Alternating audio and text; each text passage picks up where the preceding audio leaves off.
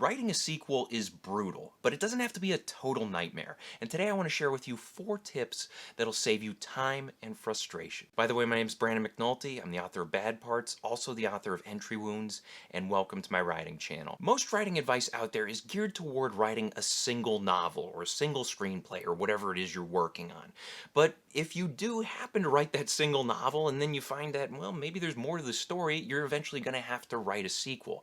Unfortunately, a lot of writing gurus don't go into much detail on writing sequels, and for that reason, it's kind of a tricky territory to navigate. I know with me, I've been working on the sequel to my novel Bad Parts for several years now, and I've gone through more than 10 drafts. It's been a mess each and every time until recently, and there are several pieces of advice that I picked up along the way that I wish somebody had taught me beforehand. So today I'm going to help you out. I'm going to give you 4 tips for writing sequels, and these are simple, they're to the point, but they're invaluable. The first tip comes from fantasy author Robin Hobb, and what she says is that if you're writing a sequel, you have to think of it as a standalone story.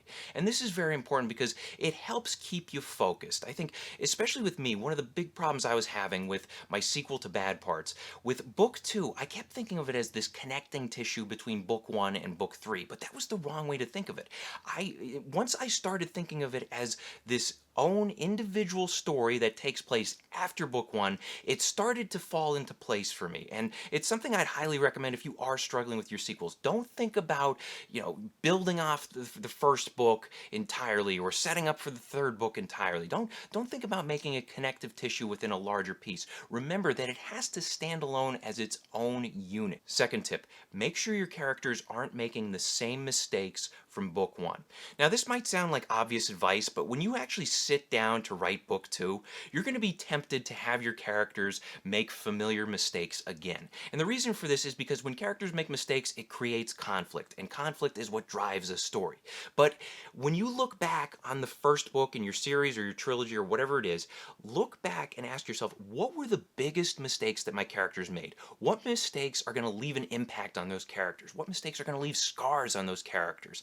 What mistakes are the characters going to swear that they are never going to make again? And it's good to have your characters, going through feelings of regret and guilt over some of the larger errors they committed in that first book. And you don't want them repeating them in the second book, because if you do that, then it shows that they didn't learn at all, and it just kind of takes away from the impact of that first book. Tip number 3, bring back your story's main concept, but find a way to make it fresh again.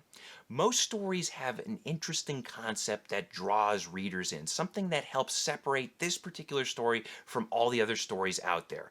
And if you have a concept that works in book 1, chances are your readers are going to want to see it again in book 2, but they don't want to see the exact same thing. So what you can do, there are ways that you can freshen up your concept again. I think there are 2 main ways of doing this. The first way is to expand upon the concept, which means that you give us more of the concept, or you delve a little deeper into what the concept is, or you make the concept bigger overall. And then there's another way of freshening up your concept, and it's the idea of taking your concept and flipping it upside down in one way or another. Now, I have examples for both of these. With the first one, with expanding upon your concept, look at the movie Alien. This is a story about a crew of people on a spaceship who get attacked by a single alien creature.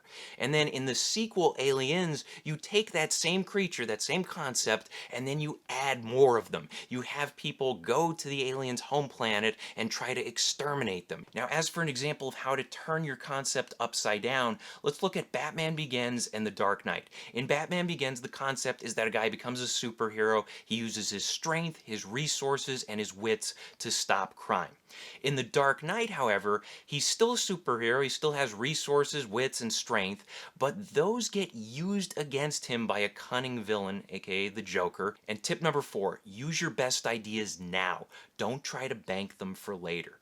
When I was writing the sequel to Bad Parts, one of the things I kept doing is I would come up with a cool idea and I'd say to myself, I should save that for book 3. And I was always saving these great ideas for book 3, and in the meantime I was struggling with book 2. I didn't know where to take it because I I was hoping for this big finale in book 3. But the key thing to remember is that if you are writing a series or a trilogy and you're writing book 2, you got to make sure you nail book 2, because if people don't enjoy book 2, what reason do they have to move on to book 3? So if you have some cool ideas and they work in book 2, trust yourself now to make them work now, and then trust yourself later to come up with more ideas in the future. So I hope this helps. Question of the day: what is the thing that scares you the most about writing sequels? Let us know in the comments section below. Thank you guys for watching. If you want to support the channel, please pick up a copy of either one of my novels. Also, be sure to check out my other videos. Hit the like and subscribe buttons for me. Share this video with a friend. And as always, remember to keep on writing.